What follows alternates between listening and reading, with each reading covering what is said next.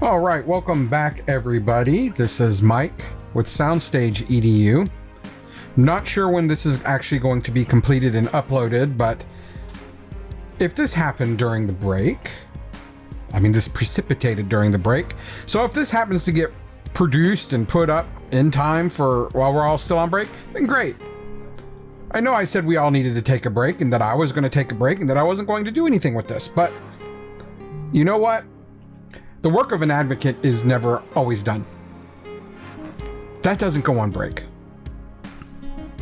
Sometimes things come up that need to be addressed, and this is one of those times.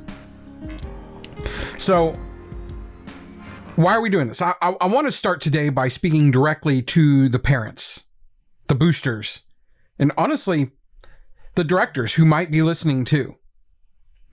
Because if you were anywhere near the fine arts world right now, there's a very good chance you saw a post in the last week or so. Maybe it was this week. Like I said, I don't know when this is getting produced, but in my perspective, in my timeline, this happened today. And in a short amount of time, it turned into a full-blown thread. To the point I messaged the person who sent it, I'm like, what did you do? and more on that in a second. Because this whole thing this is all intentional. There was a reason that this episode happened, and it's been a long time coming.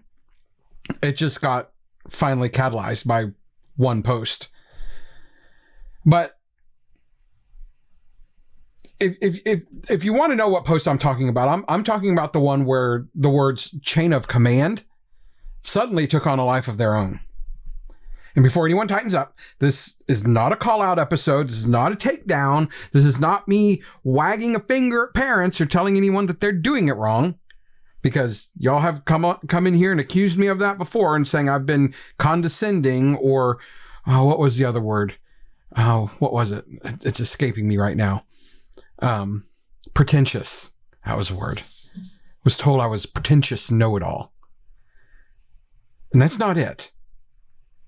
The reason that happens is when someone lays out some clarity, a lot of people feel judged by it. And this is not judgment. This isn't me telling you you're doing it wrong. What this is, what I hope for it to be, is a reset. That's something you've heard me talk about a lot if you've gotten past my condescending nature. I want to reset things. I want to help you guys reset and regulate.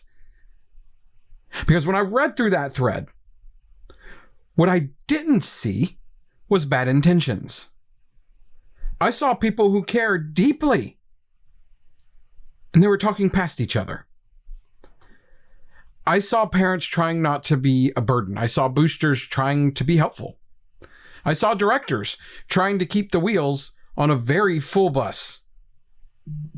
And what became very clear to me very quickly is that we're not actually arguing about chain of command. We're arguing about trust. Most parents aren't trying to take over a band program. They're trying not to mess it up. And most of your directors are not trying to shut out parents. They're trying to manage limited time, limited staff, and about 10,000 moving parts, all while trying to do right by the kids. And the problem isn't intent. The problem is that nobody ever clearly explained what help actually looks like in this space. So before we go any further, I want to clarify a few things that we distilled from that conversation, because there's a lot in there, and not all of it was actually disagreement. First, there is no universal one-size-fits-all chain of command. Programs are different sizes. They have different staffing models, different communication cultures, different administrative support. What works in a 350 student program does not always translate into a 40 student program. And pretending otherwise just creates frustration and confusion. Second, not every question belongs in the same place. logistics, money, instruments, pedagogy, uniforms, props, student progress. Those are not interchangeable conversations. A lot of conflict happens when the wrong question goes to the wrong person, even when the intent is good. And third, boosters legally control funds, but that does not mean boosters own the program. And I understand that there are some booster structures out there that are completely different, and some don't even have boosters and they just have a PTO. But I think you get what I'm saying here. Just because you control the money does not mean you own the program. You don't make all the decisions. You make some of them.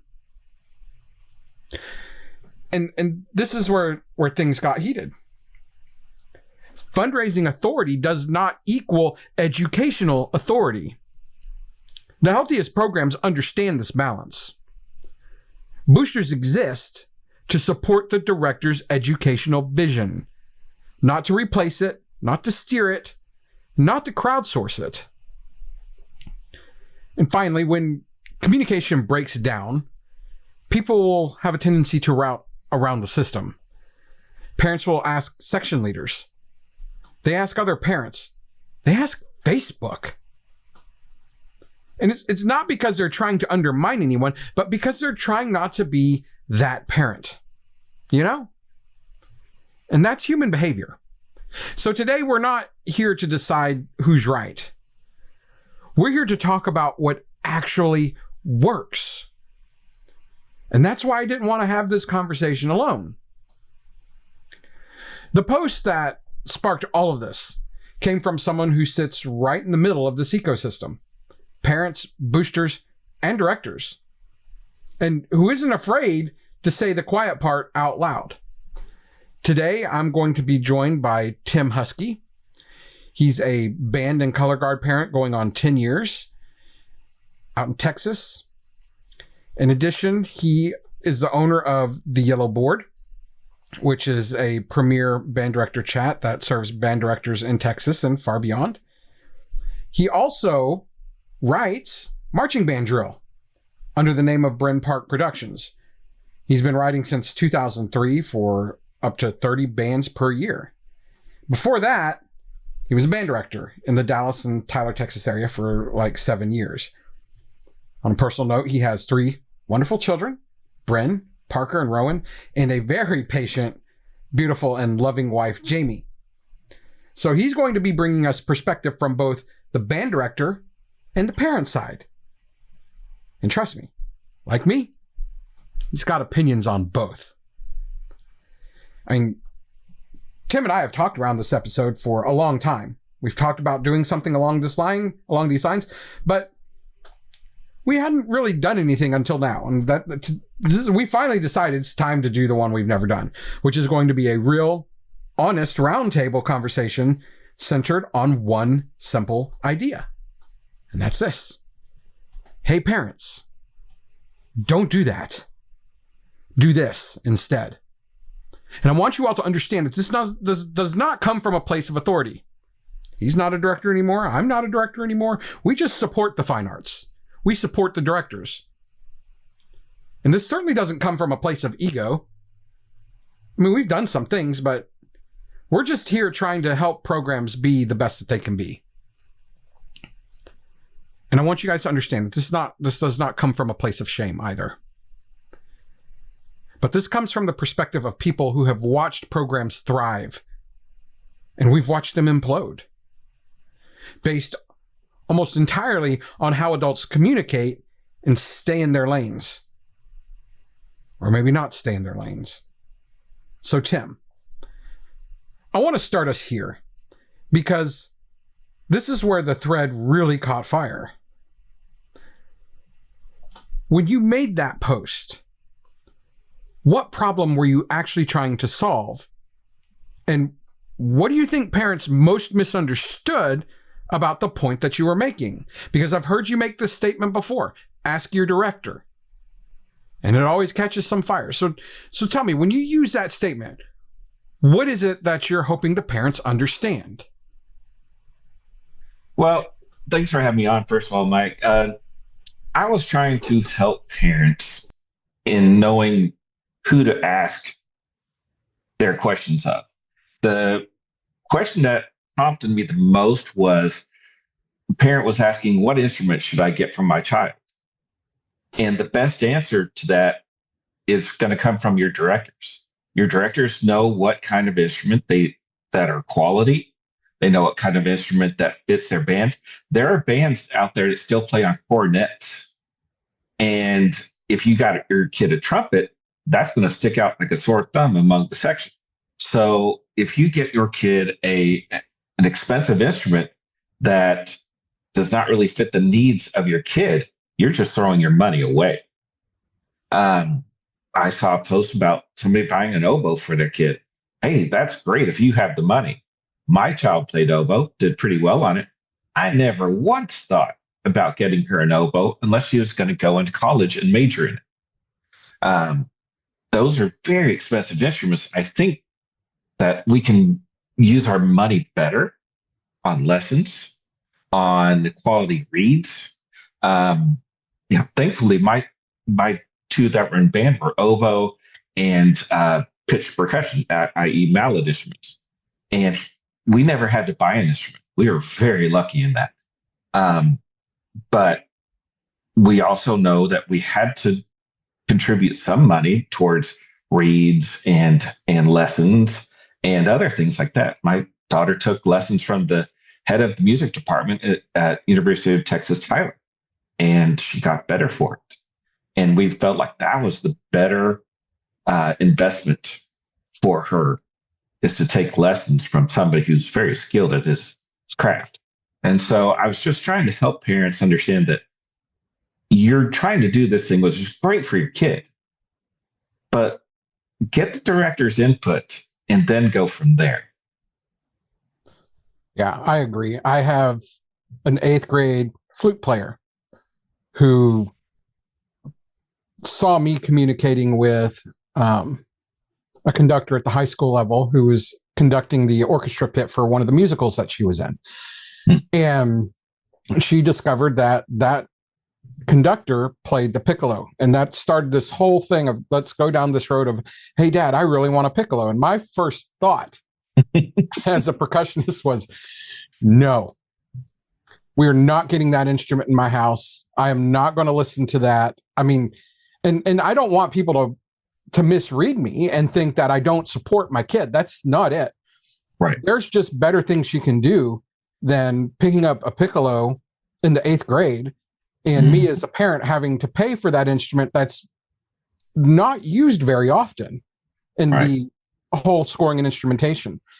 I also saw another post, I would say unrelated, but they're all related. Right. A parent asking, where can I get a 4.3 octave marimba for my kid? Yeah, I got yelled at on that post. I'm a percussionist. I'm 49 years old. I have never once had a pitched instrument in my house. I borrowed one from a high school that I was working at once during the break, just because I wanted to have something to play with. And I learned very quickly in that situation that I absolutely had no room whatsoever for an instrument of that size in my house. And despite the fact that it was a real rosewood marimba and it's not a harsh sounding instrument, it was loud in my house. Those instruments belong in studios. And I saw that one erupt, and I saw that guy get real snarky and saying, don't tell me what to do with my money. And I don't think anybody was trying to tell him what to do with his money. I think we were telling him to be a better steward. That's how I read it. But my son we brought the marimba home from school during summer and I think one time during winter break. Those are really difficult to move, really difficult to get. Well, it's not difficult to put together once you have done it a couple times. But you have to be very careful with those instruments. And I had them upstairs in our loft in our what we called our game room. And I could hear it all over the house, which is great. I mean, he sounded great, but it was a bit much. Right. And when my oldest, she played cymbals freshman through junior year because she was an oboe. And when she first started on as a freshman, she's like, "Oh, Dad, I'm going to go practice." Like, "You're practicing outside, child." And I was like, "Oh, we're going to get calls from the HOA because they're so stinking loud." And, I think I was like, eventually I was like, "Can you practice at school?" And for my kiddo with the marimba, I'm like, once he was able to drive, I'm like, "Hey, your band directors I know are there till 6 or 7 every night. You can stay and practice if you'd like. I think that'd be better for you." But the stewards bringing an instrument home, buying an instrument for a kid, great. If they're going to major an instrument and maybe if they're that level of professional, hey, yeah, it's your money, but I would invest in lessons first Right. and then go from there. Hour lessons. If you have that kind of money, you probably have enough money for an hour lesson a week. And get your kid to that level, then say, "Okay, you're ready." It's like in college, played on a blessing trombone. I don't know if you remember those trombones. Right. They are okay. They're serviceable. They're medium. And I got to a point where my professor was like, "Okay, this instrument is holding you back." And thankfully, by some odd occurrence, my roommate was selling his Bach Strad 42BO, old school 42BO, open wrap, gold mouthpiece, everything, for $500. He is not he could have gotten more for that, but whatever. But my parents were like, "Sold." And so I started playing on that, and oh my God, how much my sound opened up by playing on that quality of an instrument. Man. So yeah, it took me to realize I got to a point where I was ready for that instrument. If you're giving an eighth grader a 4.3 or 5 octave marimba, cool. I just don't know if your kid's ready. If he or she is, great, go for it. But I think we could find better ways to use our time and resources. Right. And I feel that, especially with my flute player in my house. She, 8th grade. So at some point this year, there was a step up meeting with the local instrument shop. Mm-hmm. And my wife was like, "Well, the band director says this and the band director says that." And I'm like, I'm not going to listen to her right now. And I mean, that was that. I'll be honest, y'all, that was ego. That was me saying I know better than her middle school director, which is absolutely not true, but that's where I was in the moment. And I went in there like defenses up. I told my wife, I'm like, they're just going to try to sell us an instrument. That's their job. And I'm not going to knock them for doing their job, but she's in 8th grade. And she was like, "Well, the director says that her instrument's going to start to hold her back." And I'm like, "Yes, but listen to that operative phrase there. It's going to start to hold her back. Is it holding her back now? Have you asked her what she thinks? Have you asked her if she feels impeded by the instrument that she has? Does she even know?" I mean, I was helping her prepare for some honor band auditions, and she was still lacking some very core fundamentals. And when I corrected them, her eyes just opened up. She's like, I had no idea I needed to do that. And I'm like, "Yeah, you can listen to your dad. Yes, he was a percussionist, but he does know how to play your instrument. I'm not going to show you, not at this point." But yeah, so we brought her to the step up meeting, and they gave, I knew exactly what to do. I picked the most expensive instrument that they had in their arsenal for the flutes. And I looked at the band director because this was at the high school. So I looked at the high school band director and I was like, "Justin, you have practice rooms here?" And he goes, "Yeah, I'll take you to one." I mean, they didn't even have them open. I mean, they were just there straight selling upgrades to these parents because they didn't know any better. And so I took my kid into the practice room with 2 of their flutes. One of them, she absolutely could not play. Even though they said, well, I mean, they were both open hole, but this one, she could not get it to produce a sound and she was getting frustrated. And I'm like, this is what I'm talking about. You're not ready for this. And then we found an instrument where she was able to play it. And even her eyes got bigger as soon as she started playing. And she's a very perceptive musician for 8th grade. She's been first chair since they started doing chairs, and according to her, no one's even close. And I'm like, that's cool. You're like your dad, and that's going to be a problem for you. But that's okay. You'll get used to that. But she she played one note on this one instrument, and she just looked at me and she's like, Dad, it sounds so much. It's so warm and it sounds beautiful. And I just kind of grinned and I'm like, you may be ready for that instrument, but that's the mid grade. You need to skip that because I'm not going to pay $5,000 for this for you to come to me in 2 years and say, Dad, I need the $8,000 upgrade, which just blows my mind. I'm like, when did flutes get that expensive? But whatever, right? Inflation. But yeah, why are trombones so expensive when they're just a piece of plumbing? Really, yeah. They're fancy plumbing. But yeah, my kid has asked me, she's like, Dad, why don't you have an instrument? And I'm like, I just need sticks and a drum pad. I'm great. Like, but you were like, in her words, a master with the marimba. And I'm like, one, how do you know that? And two, do you know how big those are? It's like, I don't want one of those in my house. I just don't. And then that led to her asking her mom, why don't you have your instrument? My wife played the bassoon. And I just laughed and I'm like, yeah, no, those cost more than our car.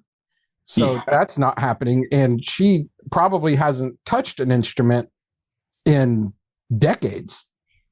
But I did find her starter instrument, which is a clarinet. She still has it. I found it in our storage closet and it still had the old reed attached to it. And I'm like, I'm like, you need to take care of this, kid. I mean, this is awful. But me, because I'm gross, I still tried to play it and it made a sound. And she's like, I can't believe you got that thing to make noise. I'm like, well, I mean, it's a good instrument. If this other kid of ours decides to play an instrument, look, we got one. But that's not going to happen. She's either going to be a lead in a musical theater or she's going to be playing percussion just to wear me out. But what do you think is the misunderstanding that these parents are having when they see posts like that? I mean, because we both engage at that kind of a level with some of these people, right? Like, ask your director, or this is not a question for here. What do you think the parents are misunderstanding when they see that? Because they get so defensive immediately. Well, a lot of the discussion veered off towards student responsibility and students asking their director.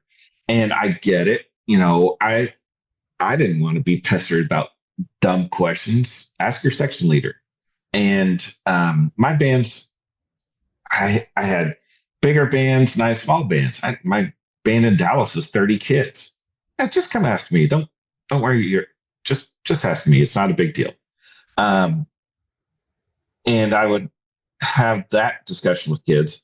But in the group, parents were taking it as, oh, students should ask their band director at all times. No, that's not the point of this group. This group is for band parents.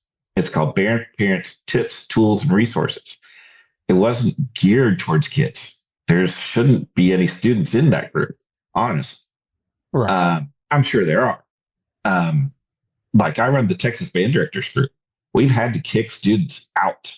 We've kicked parents out who were just parents because this is not the place for you. So the post got misunderstood and I tried to redirect, but you know, things happen and people go off on tangents and then tangents and then tangents from there. And so I was like, this is for this group only. I just want y'all to, before you post in this group, and I could have reworded the post better. I should have said, in this group only, if you have a question and you haven't asked your band director yet, please do so. Right. Because, you know, it's important, especially those instrument choices or even DCI. What chords are great for DCI? Ask your band director. They know. If they don't know, then they'll tell you, I don't know which ones. Some aren't. Some people are more, you know, geared towards woodwinds and just haven't worried about DCI, and that's fine. But they'll know people who know people. Like I didn't march DCI, but I've got plenty of contacts. Like I love the troopers. I think the troopers have in the past treated kids great. And the person, friend of ours, their child went to the Utah-based one. Was it Revolution or something like that? And he had a great time, and it was less pressure.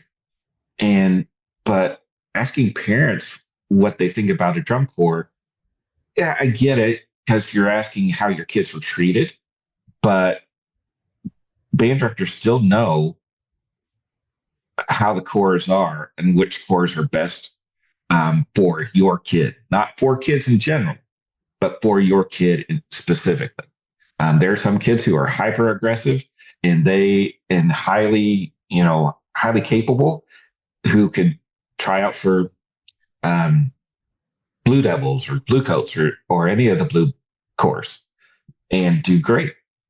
Me personally, I would love to see my kid join Phantom because I love what Phantom is doing.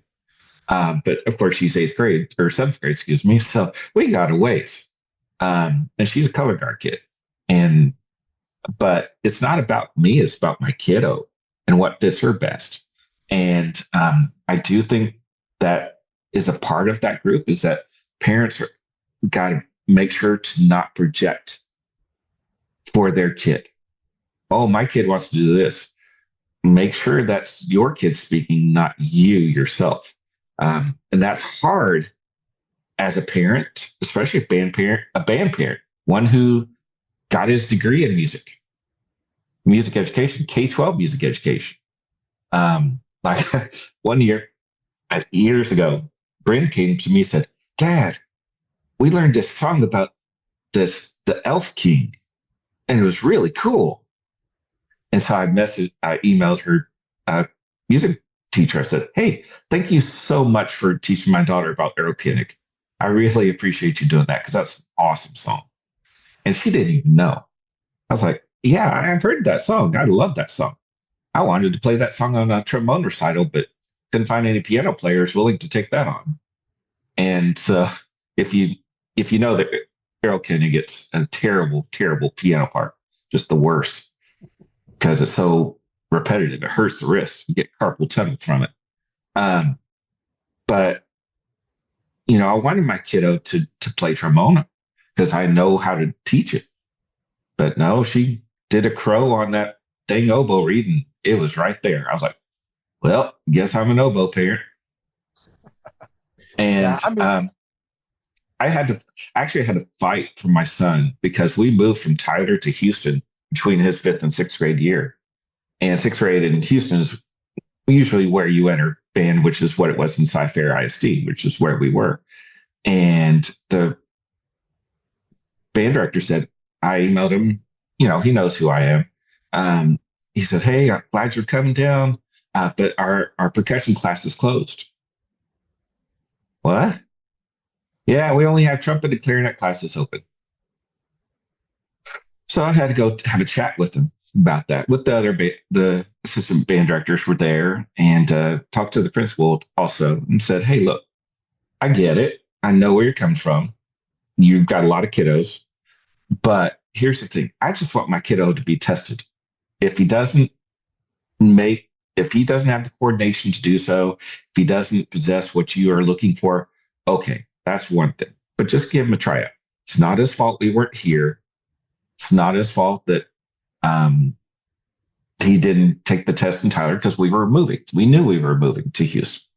And so kiddo, he was the lead marimba. He was section leader his senior year of high school. So, I had to advocate for him because nobody else would. And I knew what I was talking about too.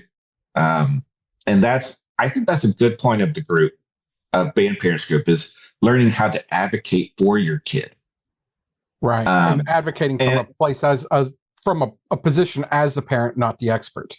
As a parent, exactly. And for kids. I've had to do it before with my kiddos' band directors, where not the middle school guys, but the high school guys, I said, "Hey, look, my kids can handle this, but I don't think this is the best strategy." Or I actually think I said, "Would you consider doing this? Because I think it would go well for the kids." I'll tell you, the straw that broke the camel's back with me and the head band director at my kiddo school. My son texted me and my wife from a game in November in Houston. It was 90 degrees. It was after UIO, after all contests were done. Everything was over. And it's a Saturday afternoon game because it's a large district and they only had 2 stadiums. So they had 1 p.m. game, and the director kept them in their jackets, their heavy black jackets during the first half. And I won't go into the whole specifics about it, but he gave excuse after excuse, as the director gave excuse after excuse as to why. And that ended my relationship with him because I felt that he was putting not only my child, but all children in harm's way. They would overheat. And I talked to the principal on that next Monday. I said, look, if he had just said, you know, guys, it looks like it's going to be pretty warm tomorrow. Let's go to summer uniform. We're not marching. We're just doing pep band stuff on the field. No big deal, right? He would have been a hero to those kids.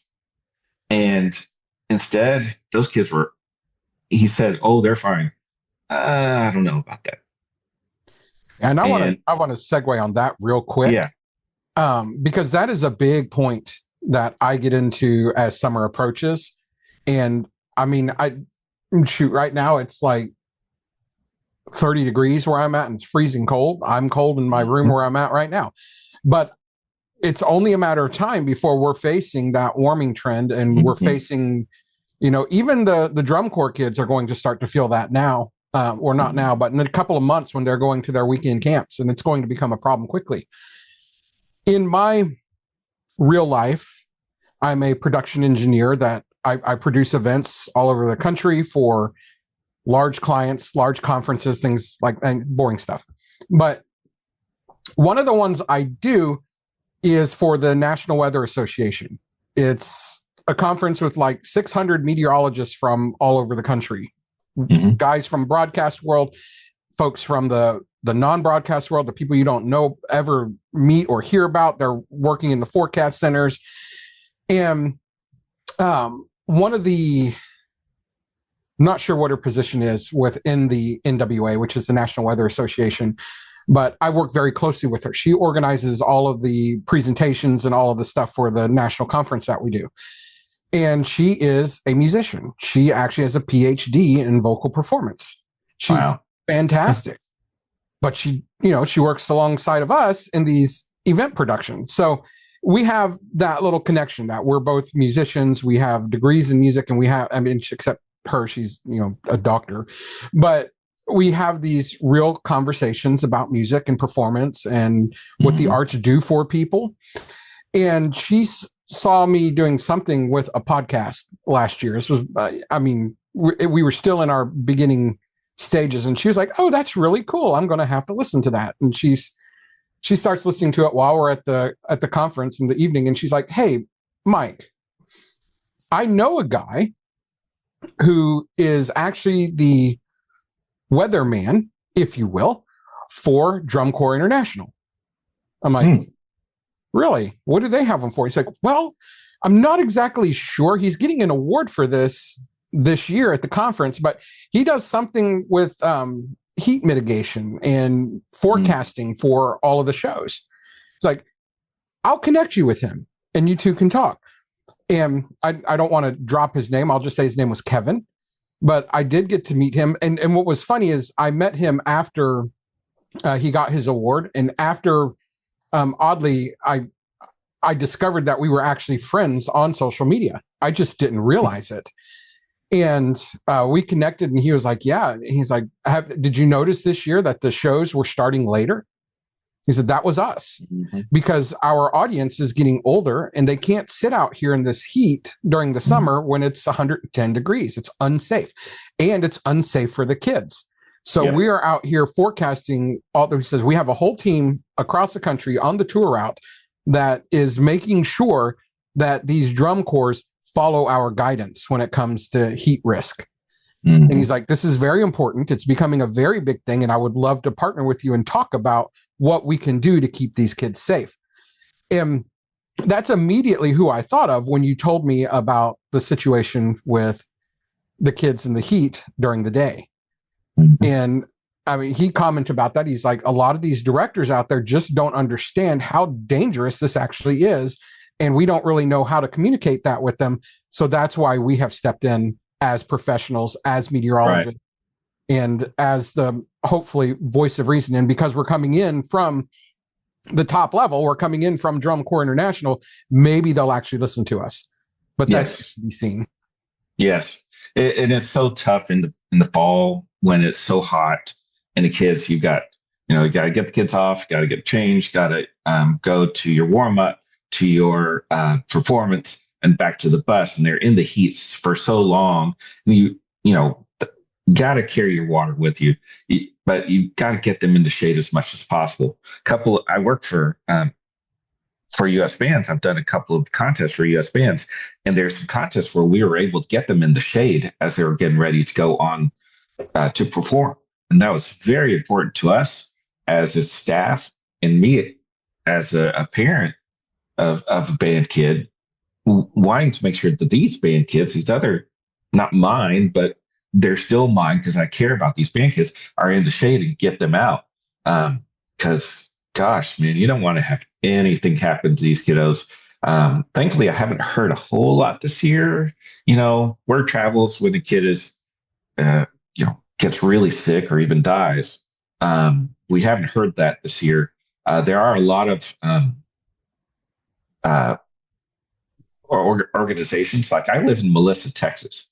We have a really fantastic band director, a really fantastic fine arts director, and a really fantastic just admin overall. And they built a 120-yard indoor practice facility. You can 120 yards, the band can use it and the football can use it at the same dang time. It's not air conditioned. It's more, big, huge, giant industrial fans, but it works. And that helps keep the kids cooler. They're not going to be cool, but they're going to be cooler, and keeps them out of the sun, which is, in Texas, is the biggest thing. If you're in the shade, you're going to be all right. But in the sun, it's just a beatdown. And it's so difficult. And that's why we in Texas have rules. We have some wet bulb rules. Mm-hmm. And band directors have to follow those. If not, they can get in serious trouble. Yeah, Kevin was telling me about that. They have the wet bulb. They've implemented that there for you guys, but it's not really anywhere else, which is kind of a surprise, because I'm guessing they don't think it gets as hot anywhere else. That's not true. Yeah, but, I don't.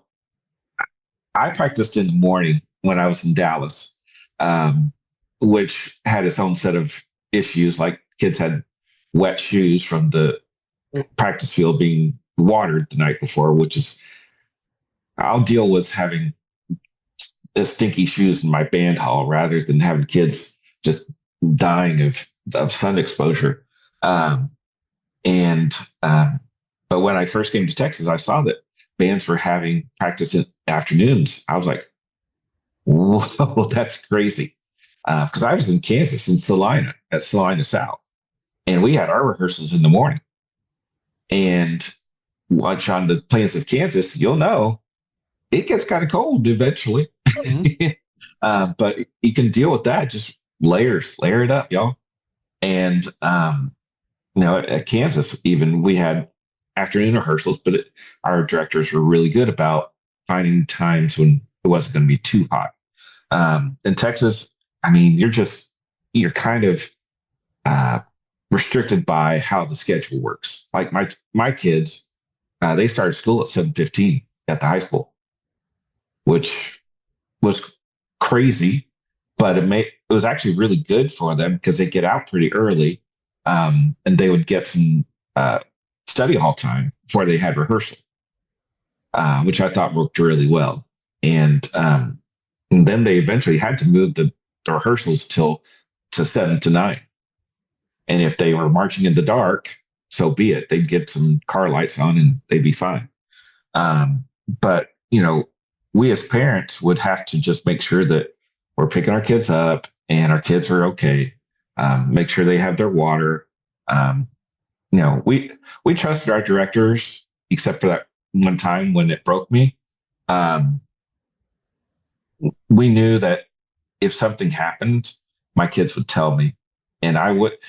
And this is, I think, the biggest message that I have on this is talk to your directors first. If there's an issue, talk to your directors first, unless it's some kind of SA or abuse or something like that. We don't, that's not something you go to the director first about. You go above. But anything that is not approaching SA or something like that, violence, you need to go see your directors first and get the story from your kiddo, but understand that your kiddo may be, I don't want to say mistaken, but may have a different perspective than may have happened. I know with my kids, they come home telling me something. Okay. And they'll be all hot and everything. Then they'll talk to them a few hours later.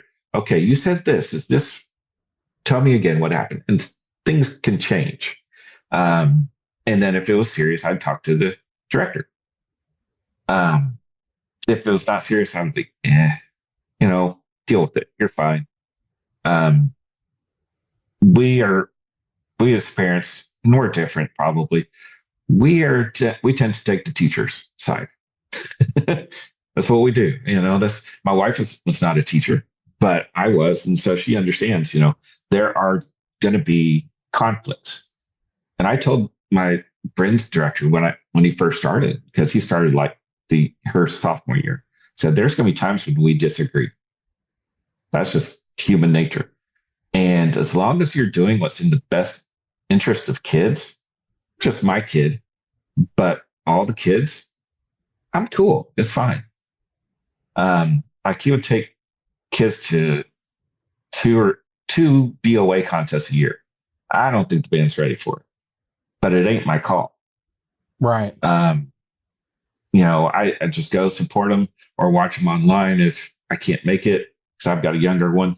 And, but there are things I would have to say, hey, you need to think about this. Like I had to have a conversation with them about knowing when our kid's call time was for his performance. Because I said, look, I've got another kiddo and I don't have a car at this point because the older one took the other car to college. And I said, look, I need to know what time his call time is so I can either make arrangements for his little sister be picked up, or he can go pick up his little sister. And I need to know that 2 weeks before time. Everything, I think directors hear me on this, all change of plans need to be done at minimum 2 weeks ahead of time. Because you need to realize that band kids aren't the only kids in their family. Right. And we have multiple kids that we have to be responsible for. And so if you can help us be responsible for those kids while being responsible for the kids in your program, everything's going to work out just fine. We have to know schedule. And parents, you have to be a little flexible too. I've had to be. One time, my daughter, she went to Austin for a game from Houston. I had to go get her at 2:00 in the morning. That sucked. But it is what it is. We cannot control that. And if the band doesn't show up for a football game in Texas, that's not a thing that really does happen. In Kansas, I remember, I thought it was weird, but Kansas, you only play at your home games. I don't know if that's changed or not, but in Salina, that's how it was. But here, we're going to everywhere the football team goes. And so is the drill team. And so are the cheerleaders. And thankfully, where we were in Houston, it was the league our district was, everybody was within 10 minutes of us. They just had a non-conference game or non-district. So, but yeah, we go support our kids and we go support the program. I think that's an important distinction to point out here for these parents, especially in a group such as this, where we're approaching 35,000 people, Mhm. and they're far reaching. They're all over the country, and people really need to understand that just because your program does it this way, or just because your culture dictates this, does not mean that's the case for everyone else. So when someone is asking a question inside of this group, to come alongside and get sideways with somebody for telling them, well, that's not how we do it. I mean, what is that helping? What is, I mean, yes, this is a parent group and we can get a little unhinged in here. That's kind of what it's for. And those who have listened to me long enough know at this point that I am all about, pressure relief, getting it off your chest and regulating before you go in and make decisions. And I mean, that's a good outlet for some of these parents, but maybe we can try doing it with a little more tact, a little more care, as opposed to saying, well, that's not how my band does it. Well, that's cool. That's not how your band does it. People don't understand your tone on the internet. They just see your words and they insert their own tone, which can become its own problem. Right. What can you say to these parents as a moderator of this group? What is a good way to come in and give those rebuttals or give those suggestions in those longer threads that are starting to pick up heat? Well, I think it helps to post what state you're from, because program like Texas is ultra competitive. It's crazy. Mm-hmm. Ohio has some competitive stuff. Florida does too. I'm trying to think of the other, Indiana. But a lot of other states are, it's banned. We're going to go for rate. Like Kansas, I think still just goes, the state thing is for ratings and you're done. There are no state championships in Kansas as far as I can recall. There's like go to BOA. There is one now. Okay.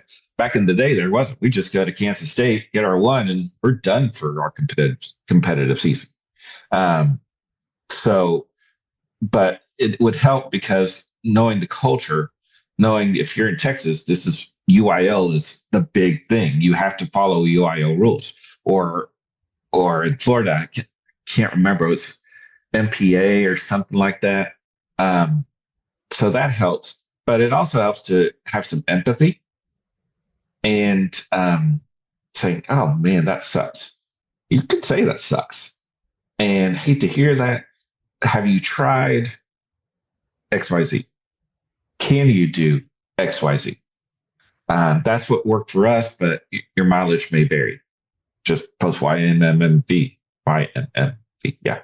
And so, I have clients, my marching band clients, I have these tiny little bands, 15, 20 kids. Their fundraising is going to look a hell of a lot different than these 200, 300 piece bands. I, as a parent, my daughter, she's in color guard in 7th grade, which, yes, in Texas, we have programs that start color guard in 7th grade, which is crazy. But, hey, it works, and it's going to work, and it's going to help the kiddos in the future. But I don't know where I was going with that. But how our fundraising is going to look is we'll probably be at 6A in 2 years, is going to be completely different than just like one of my clients, their fundraiser was butter braids. All right, ladies and gentlemen, I'm going to cut in here real quick. There's about an hour left on this recording that I did with Tim, and I'm going to give you guys a bit of a break, and we're going to segment this up a little bit. And also wanted to point out that while we had this conversation, we realized that there was a lot more that we want to talk about. So this is going to be an ongoing thing. This conversation will continue in a few days, maybe next week. I'm not sure when I get the rest of this thing pieced together. But we're going to stop here for now. We're going to pick up where we left off when we resume. But also I want to let you know that we're going to continue this conversation more in depth. When I planned this out with him, I had literally written down 30 questions, and we got through like 3 or 4 of them. And then, of course, we do what we do, and we kind of rabbit trailed a little bit, and we got all over the map. But that's how these conversations are going to happen. That's how these conversations need to happen. There's a lot of things that you guys bring to us, that you bring up in the group, that you bring to one another, that we want to kind of distill and talk through with you guys. And we'll give you our perspective as people who've been on staff, people who have been the performers, people who have been the directors, and just as parents now, that we see it from both sides. And we want to support you through this. And we want you to understand that we are here to help you. We're here to hopefully clarify some of these things for you. So with that, I'm going to wrap this up for now. I want to thank you guys for listening in on this. These episodes that I'm doing with Tim, these won't fall into our normal cadence of episodes. We'll still do our 2 normal episodes a week. We'll still do our insider episode once a week, and we'll do our insiders rest stop once a week as well. And then any emergency things that come up, we'll address that as time goes on. But for now, this interview series with Tim is going to be a standalone thing. We'll make sure it stands out in the feed for you guys so you know what you're looking for. But we're going to continue the segment. Parents, don't do that. Do this instead. And it may be more of us just talking through a lot of the things we see you guys struggling with, and then hopefully give you some advice or some perspective on what it is you can do moving forward. So I hope this was of value to you guys. Make sure you're following the show. Share the show. If you want other parents to hear these things, share it with those parents. And I promise you, we'll get better at these interviews. We'll have more back and forth banter. And right now we're just kind of filling each other out. And we're kind of doing this monologue back and forth. But that's okay, right? We're figuring this out together. We're learning. We're growing together. So again, let's sound like a broken record. Thank you guys for following. Thanks for being here. Go visit the website, SoundstageEDU.com. We've got some resources there. We have a governance and bylaws articles that are being put in place. We're going to have other resources for you as far as setting up volunteers, how to do fundraising in a more profitable manner, and just some good things to help you deal with conflict in your groups. Because let's be real, that happens. I'm seeing it a lot. I'm recording this from my hotel room right now. I'm on the road working with programs. I'm on the road working for my other job, doing a full-scale production for a big client. So I'm not going to be as present as I would like to be, but go ahead and send me emails at SoundstageEDU@gmail.com. If you're having anything you want to discuss, if there's something you want us to bring up on the podcast, you can leave it there too. But share the website, share the podcast, follow the podcast, and be sure to find us on all of our social medias. You can find us on Facebook, we're on Instagram, we're on TikTok.